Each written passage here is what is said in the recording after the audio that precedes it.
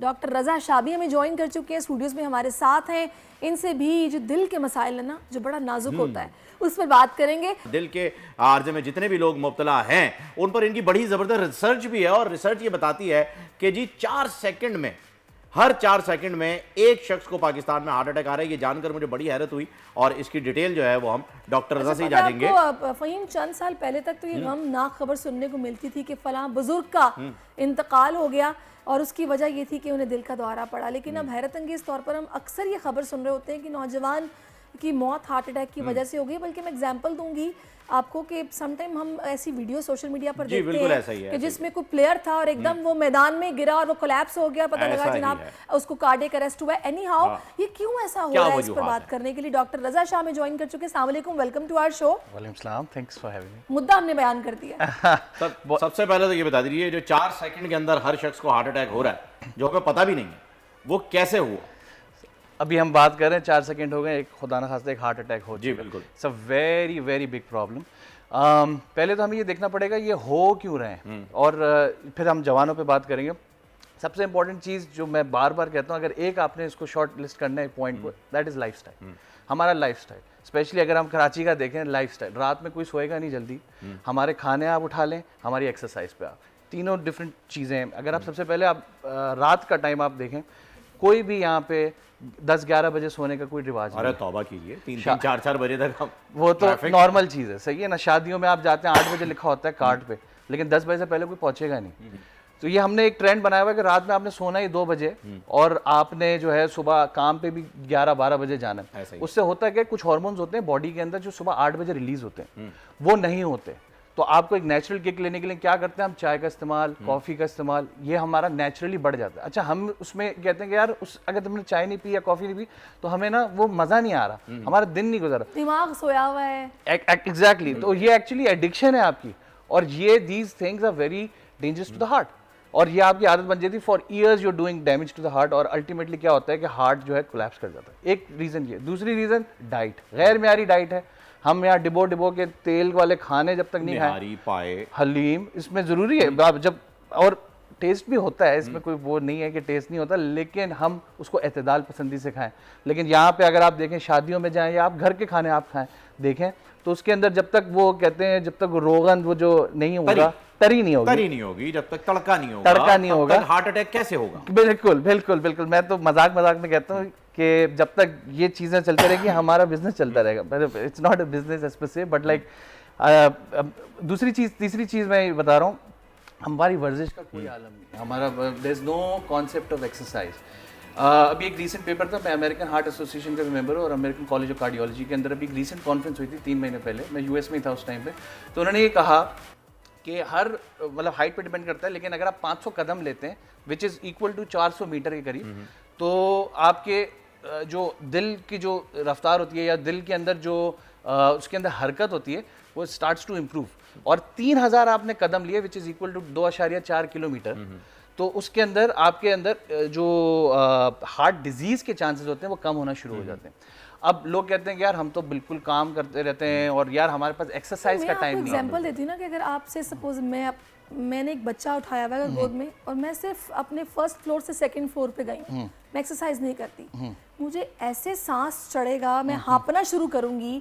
मतलब एक हल्का सा बच्चे का क्या वजन होता है। बिल्कुल। अब ये नौबत आ चुकी है कि हम लोग बैठ के तोंदे निकल रही हैं, मोबाइल्स हमारे हाथों में है, हम लोग बिल्कुल लेथार्जिक हो चुके हैं, विटामिन डी की हमें कमी हो चुकी है, और हम कुछ नहीं कर रहे हैं। ये आपका पॉइंट बहुत वैलिड है, और मैं यही कहता हूँ, अभी हम 7th फ्लोर पे, राइट, 7th फ्लोर, हम आदत पड़ी हुई एलिवेटर से, बिल्कुल क्यों नहीं हम चल के आते। गाड़ी भी हमने बिल्कुल, साहब ने गाड़ी बिल्कुल गेट के साथ लगानी है, थोड़ा दूर लगा लो, चल लो। हम इसलिए चल के नहीं आते कि फिर नॉर्मल होने के लिए मैं 10 मिनट ऊपर आके हाँपते रहेंगे। अच्छा, मुझे बताइएगा डॉक्टर साहब कि आप जो है अमेरिका में प्रैक्टिस भी कर रहे हैं माशाल्लाह से, यंगेस्ट कार्डियोलॉजिस्ट भी आप अमेरिका में पाकिस्तान को रिप्रेजेंट कर रहे हैं। तो ये जो आपने यहाँ पर रेशियो बताया हार्ट रेट का कि एवरेज 4 सेकंड जो है एक पेशेंट आ रहा है, अमेरिका में तो लाइफस्टाइल फॉलो हो रहा है, वो जल्दी सो रहे हैं, जल्दी उठ रहे हैं, एक्सरसाइज भी कर रहे हैं, और वीकेंड भी बड़ा अच्छा है, हाँ जंक भी खा रहे हैं और वीकेंड भी स्पेंड कर रहे हैं अच्छे से। तो ये बताइए कि वहाँ क्या रेशियो है?